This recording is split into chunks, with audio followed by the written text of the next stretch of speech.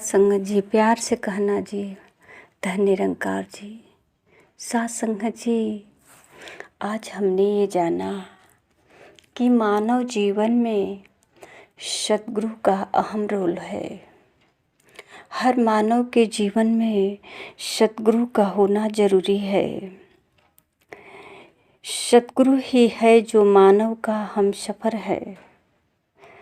अगर हम संसार में किसी को हमसफ़र चुन लेते हैं, हम साथी चुन लेते हैं, तो साथ संगत जी ये हमारा साथ कुछ क्षण तक ही होता है, क्योंकि इसमें देह भाव होता है।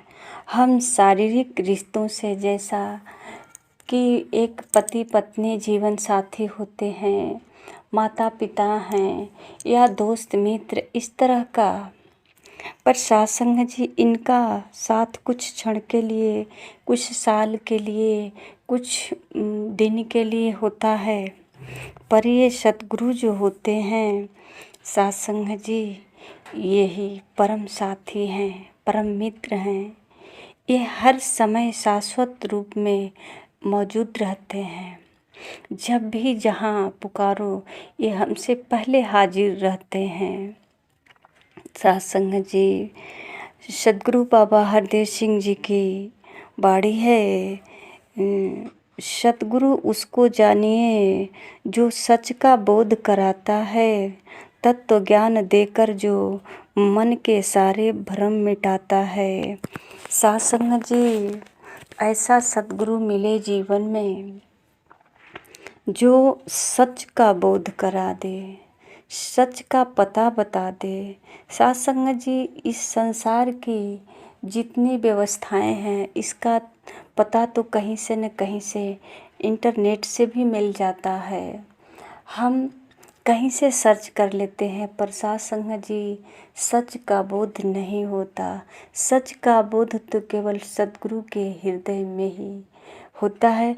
सद्गुरु ही इसका बोध कराते हैं।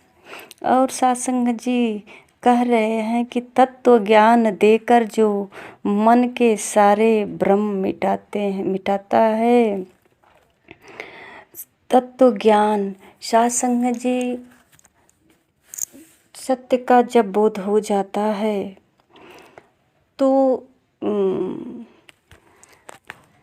अब कुछ बाकी नहीं रह जाता जानने के लिए। जैसे कि साथ संगत जी महापुरुष उदाहरण देते हैं कि जैसा कि पानी से ही बर्फ़ बनता है, पर साथ संगत जी बर्फ़ का काम है ठंडा रहना, वो कभी गर्म हो ही नहीं सकता है। कोई ऑप्शन नहीं कि उसको आप गर्म कर सकते हैं। उसका वो कभी भी, उसका पास्ट भी है और फ्यूचर भी है। वो जब भी, मतलब कि वो ठंडा ही रह सकता है। साथ संगत जी, अगर वो पानी बन जाता है तब गर्म कर सकते हैं उसको, बाकी तो उसका काम ठंडा ही रहना है। पानी को ठंडा रखें या गर्म रखें, पानी ऐसा हो सकता है। साथ संगत जी कहते हैं, इसी प्रकार जब ज्ञान हो जाता है कि ये मेरा जो शरीर है, ये शरीर मैं नहीं हूँ, शरीर तो मेरा है, मैं तो आत्मा हूँ, मैं आत्मा हूँ। इसकी जानकारी जब तत्व ज्ञान हो जाता है, जब जानकारी होता है कि मैं आत्मा हूँ और ये जो शरीर है, अगर ये शरीर नहीं होता, ये शरीर साधन है, ये नहीं होता तो हम भक्ति भजन भी नहीं कर पाते, जान भी नहीं पाते, गुरु भी नहीं मिलते। तो गुरु को भी शरीर रूप में साधन में आना पड़ता है। गुरु का भी शरीर साधन है और साथ संगत जी दोनों से मेल होता है और ये सत्य का ज्ञान होता है, सब भ्रम मिट जाता है। कहते हैं सतगुरु उसको जानिए जो कभी नहीं भटकाता है, सीधे सीधे आत्मा को मंजिल पर पहुंचाता है। साथ संगत जी, ये आत्मा, कहते हैं लोग कि आत्मा भटक रही है, आत्मा तड़प रही है। साथ संगत जी, ये आत्मा है क्या? इसको जब जानकारी हो जाता है और ये जानकारी परमात्मा सद्गुरु जो है परमात्मा और आत्मा दोनों का जब मेल करा देते हैं तो ये आत्मा शांति पुंज है, शांत हो जाता है। अगर जानकारी नहीं होती है हमारे जीवन में, जब गुरु नहीं होता है तो सत्संग जी जानकारी भी नहीं होती है, और जानकारी नहीं होती है तो हम भक्ति तो बहुत करते हैं पर सत्संग जी ये एक कर्म कांड बनकर रह जाता है, हमको शांति नहीं मिलती है। हम शांति के लिए ही भक्ति करते हैं कि हे प्रभु हमारे घर में सुख शांति समृद्धि आ जाए। ये नहीं पता कि हम भक्ति कर रहे हैं, हमें जिस क्षण परमात्मा का एहसास हो रहा है यही हमें हमारे लिए जो है यही तत्व को तो जानना है कि यही परमात्मा का मिलन है। पर सत्संग जी हमारा भटकाव जो है बढ़ता ही जाता है। ऐसा कोई ज्ञानी मिल जाता है जो और भटकाता ही चला जाता है। सत्संग जी अगर जिसके ध्यान में ये आया कि हम भगवान को याद किया, भगवान का स्मरण किया, भगवान का भजन कीर्तन कर रहा है, उतना क्षण तो वो शांत है, तो यही परमात्मा का मिलन है। सत्संग जी अब उससे आगे निकल करके और जो है हमारी मांग खड़ा हो जाती है कि संसार की कुछ वस्तुएं जो है हमको जब उपलब्ध हो जाए तो हम समझते हैं कि हमारी भक्ति पूर्ण हो गई। तो ये सत्संग जी हमारे लिए एक उलझन खड़ा हो गया। महापुरुष कहते हैं कि ये हमारी भक्ति नहीं है, ये तो हमारा एक संसार के प्रति चाहत है। एक हम नाटक कर रहे हैं कि हमको भगवान ये चीज़ दीजिए, भगवान वो चीज़ दीजिए। सत्संग जी सतगुरु समझाते हैं कि जो मानव शरीर सतगुरु का है, जो मानव शरीर तुम्हारा है, ये सेम है दोनों का। पर ये सतगुरु तुम्हें जो है इसलिए समझा रहा है। महापुरुष तो कहते हैं कि गुरसिक का आईना होता है। जब ये आईने के रूप में सामने जब खड़े होते हैं तो अपना चेहरा दिखता है, यानी कि ये पता चलता है कि मानव शरीर में तो ये भी हैं, पर इनकी पूजा क्यों हो रही है, ये इतना शांत क्यों है, ये इतना सुखी क्यों है, कुछ सकुशल क्यों है। तो सत्संग जी यही सतगुरु बताते हैं। सतगुरु का सामने खड़ा होना एक आईना का आधार माना गया है कि आईना की तरह है कि हमें भी जानकारी ये बोध हो जाता है कि मैं भी ये सब कर सकता हूँ, मैं भी शांत हो सकता हूँ। तो सत्संग जी ऐसा न एहसास होने के कारण हम जो है मांगते हैं परमात्मा से सब कुछ, शांति के लिए कुछ खिलौने मांगते हैं कि हमको शांति मिले प्रभु, जिससे हम शांत हो जाएंगे। हमको लगता है कि कुछ प्राप्त होगा तो शांत हो जाएंगे, पर सत्संग जी महापुरुष कहते हैं कि कुछ प्राप्त होने से शांत नहीं होंगे, ये तो बोध होने से शांत होंगे। ये सतगुरु जो है जब मिल जाता है तो ये सतगुरु शांत कर देता है। इनकी जब ज्ञान की दृष्टि पड़ती है तो सत्संग जी मन शांत हो जाता है मानव का। और इसीलिए हमें सतगुरु की ज़रूरत है। मानव जीवन में सतगुरु का होना बहुत महत्वपूर्ण है, क्योंकि सत्संग जी भक्ति भजन तो हम अपनी मर्जी से बहुत करते हैं। कभी राम भी बन जाते हैं, कभी कृष्ण भी बन जाते हैं, कभी रावण बन जाते हैं, पर न पूर्ण रूप से रावण हो पाते हैं, न पूर्ण रूप से राम हो पाते हैं। तो ये उलझन हमारा अंतिम सांसों तक रहता है। और सत्संग जी जब सतगुरु के द्वारा बोध हो जाता है तो क्षण में राम मिल जाते हैं और मन को शांति मिल जाती है। सत्संग जी, शांति का मिलना ही परमात्मा का मिलना है। और सत्संग जी, सतगुरु कह रहे हैं कि सीधे सीधे आत्मा को मंजिल पर पहुंचाता है। ये जो है आत्मा और परमात्मा जब दोनों एक हो जाते हैं तो कहीं चलना नहीं होता है, या तो चलना ही। कहते हैं कि ये जो है संसार, ये जो है हमारा जो सफ़र है आत्मा का, तो सत्संग जी ये सफ़र जितना हम चल रहे हैं, जिस दिन रुक जाएंगे उस दिन रुक जाना ही हमारा सत्संग जी अंत है।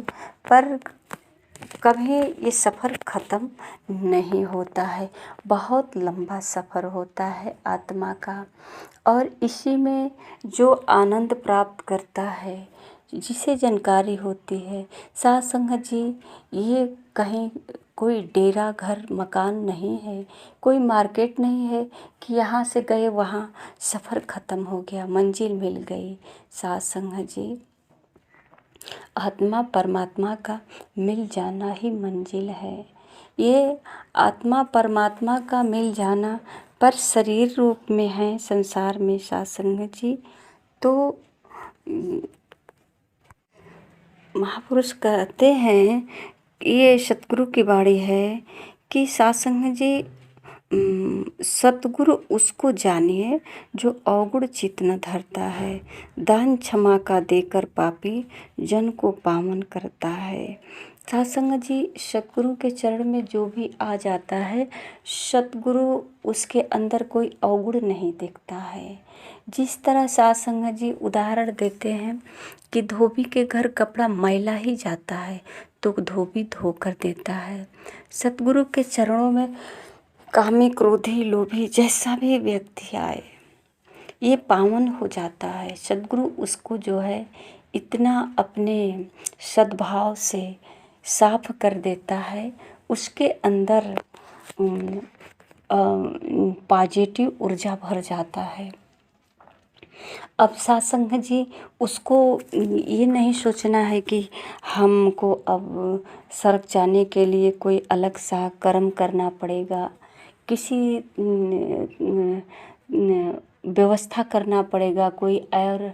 सत्संग जी, ये सद्गुरु कहते हैं कि स्वर्ग जाने की तैयारी नहीं करनी है, पर कहीं रह कर के स्वर्ग बनाना है, यही स्वर्ग है।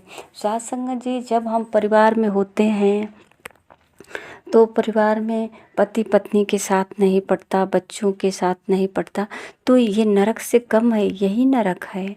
अगर हमारे जीवन में सतगुरु आ जाते हैं तो सत्संग जी सारे अवगुणों को माफ़ कर देते हैं और हमारे अंदर सिर्फ पॉजिटिव ही पॉजिटिव, ये सकारात्मक ऊर्जा भर जाता है। और यही ऊर्जा परिवार में जो है सत्य रूप से प्रकट होता है। सब खुशहाल होते हैं, एक साथ खाते पीते हंसते मुस्कुराते रहते हैं, यही स्वर्ग जैसा महसूस होता है। स्वर्ग कहीं और नहीं है, यहीं पे स्वर्ग और यहीं पे नरक है। पर सत्संग जी, स्वर्ग और नरक का एहसास हमारे मन के भीतर होता है। ये मन जो है कहते हैं कि बहुत चंचल है, ये डोलायमान है, हमेशा डोलता रहता है, स्थिर नहीं रहता। ये सत्संग जी इतनी तेज भागता है कि भक्ति भजन में भी बाधा डालता है। पर सत्संग जी, जो सतगुरु के चरणों में आ जाता है, जो तत्व रूप से जान लेता है परमात्मा को, तो ये जो है हर समय एहसास करता रहता है। अंग संग परमात्मा को एहसास करके, यानी जो सतगुरु इस मन को साफ कर देता है, इसमें अपना सात्विक गुण भर देता है, तो सत्संग जी ये सत्य से, यानी पॉजिटिव ऊर्जा इसके अंदर जब भर जाता है मन के अंदर, तो किसी के साथ अच्छे से बर्ताव करता है, अच्छे से रिश्ता निभाता है। ये सतर्क रहता है हर समय, इसको पता है कि कब किसके साथ कैसे बात विचार करनी है, क्योंकि इसे ख्याल आ गया अब ये सोए नींद में नहीं बड़बड़ा रहा है, ये जग गया है, इसको सब कुछ साफ दिख रहा है कि सामने कौन है। तो ये सामने देख कर के बातें करता है, नींद में कभी नहीं। तो आइए सत्संग जी, हमारे जीवन में सद्गुरु का होना ज़रूरी है। और एक बात बड़ी महत्व की है कि गोस्वामी तुलसीदास जी लिखे हैं ना कि बड़े भाग्य मानुष तन पावा, सुर दुर्लभ सद् ग्रंथ है गावा। तो सत्संग जी, बड़े भाग्य तो है कि जो मनुष्य का जीवन मिला है, और मनुष्य का जीवन मिला है। दूसरे भाग की बात है कि सत्संग जी, हमें बोध हो गया है, तत्व ज्ञान हो गया है, अब जीवन आसान हो गया है, हम सहज तरीके से जी पाएंगे और अपने अंदर निगेटिव ऊर्जा नहीं बल्कि पॉजिटिव ऊर्जा हमेशा भरते रहेंगे। हमारे अंदर जब पॉजिटिव ऊर्जा से चार्ज होगा ये मन, तो सत्संग जी कभी नरक का एहसास नहीं होगा। हमेशा जो है मन में स्वर्ग जैसा आभास होता रहेगा। हम परिवार के साथ रह कर के भी खुश रहेंगे, परिवार से बाहर भी खुश रहेंगे। सत्संग जी, कभी कभी होता है परिवार से लोग उलझन में होते हैं तो बाहर निकल कर जाते हैं, पेपर का सहारा लेते हैं, शराब के सहारा लेते हैं, कहते हैं घर में बड़ी उलझन होता है, किसी दोस्त मित्र के पास शेयर करते हैं। पर सत्संग जी, अगर यही हमारे अंदर जब सकारात्मक ऊर्जा होता है तो कहीं दूर जाने की ज़रूरत नहीं। ये शांति पुंज है। जैसा कहा जाता है ना कि ईश्वर अंश जीव अविनाशी, चेतन अमल सहज सुख राशि। ये जब आभास होता है कि मैं ईश्वर का अंश आत्मा हूँ, ये चेतन है, ये सहज है, सरल है, ये अमल है, ये शुद्ध आत्मा है, ये सर्वशक्तिमान है। जब इसको हम बार बार सर्च करते रहते हैं तो हमारे अंदर सात्विक गुण भरता जाता है। ये हमारे अंदर से निगेटिव जो विकार है ये सब निकलता जाता है। पता चलता है कि एक दिन फुल रूप से चार्ज हो गए और सत्संग जी स्वयं चार्ज हो गए, और जो पास में आए उसको भी चार्ज करते हैं, यानी उसको भी ज्ञान देते हैं, उसको भी समझाते हैं, सही राह दिखाते हैं। तो आइए सत्संग जी, अगर मानव का जीवन मिला है तो सच में एक बार एहसास करें कि जो कुछ भी महापुरुषों का संदेश है ये किसके लिए है, ये मानव मात्र के ही लिए तो है, मानव के लिए है। तो हम इस पर विचार करके अपने जीवन में स्वयं का बोध करें। सत्संग जी, प्यार से कहना जी, धन्य निरंकार जी।